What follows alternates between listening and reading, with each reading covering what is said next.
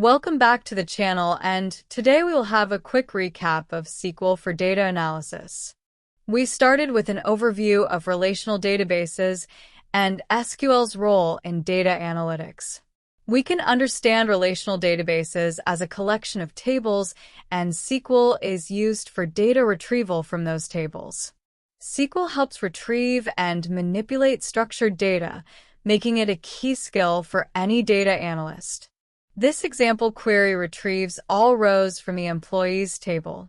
Understanding these basics is essential for writing queries that fetch specific subsets of data, transform it, and analyze it for insights. Basic SQL queries for data retrieval. The select statement is the backbone of any SQL query, allowing us to pull specific columns and rows based on filters. We also learned about common clauses like where for filtering, order by for sorting, and limit for controlling the number of rows returned. This query retrieves the 10 most recent hires in the sales department. Mastering these basic queries helps you interact with databases efficiently and extract the exact data you need for analysis. SQL operations like joins, which allow us to combine data from multiple related tables and subqueries, which let us perform complex filtering and transformations inside other queries. We explored inner join, left join, right join, and full outer join, each serving a different purpose depending on how we want to relate tables. You can better understand these types of joins by looking at these Venn diagrams. We also looked at how union is used to combine results from two different queries. These techniques are crucial when your dataset spans multiple tables. Being able to relate data across these tables efficiently is key to performing in-depth data analysis. This example combines employees and departments based on department ID. SQL's built-in functions like sum, count, average, and max allow us to perform calculations on large datasets. The group by clause is essential for summarizing data by a particular field, while having allows us to filter the results of aggregated data.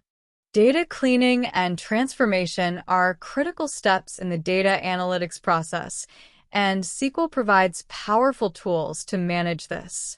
We learned how to handle missing or inconsistent data using techniques like coalesce, for replacing null values, trim, for removing extra spaces, and update and delete to correct or remove inaccurate data. SQL window functions are one of the most powerful tools for performing complex calculations across sets of rows.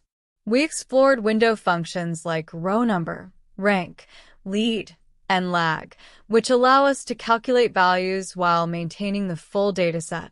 These functions are essential for tasks like ranking, calculating running totals, or comparing rows within a specific window of data.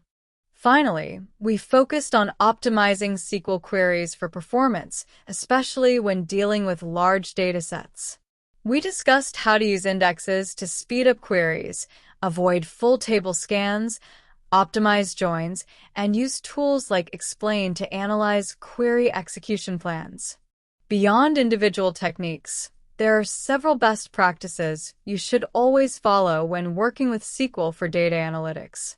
First, write clear and readable queries by following consistent formatting. Use comments to explain complex queries and break down queries into smaller, manageable parts. Second, always use indexes wisely to improve performance, but avoid over-indexing, which can slow down data writes. SQL is more than just a query language. It's a powerful tool for solving real-world problems in data analytics. Some practical applications include generating reports, extracting key business metrics, and performing exploratory data analysis.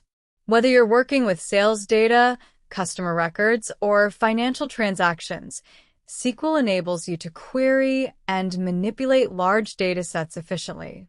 For those looking to go beyond the basics, there are several advanced SQL techniques you can explore, such as stored procedures, triggers, and partitioning tables. Stored procedures allow you to encapsulate SQL logic into reusable blocks, while triggers enable automatic actions when certain conditions are met.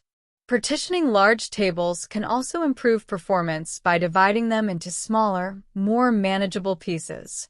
In this video, we had a quick SQL recap. In the next video, we will have a look at Python for data analytics.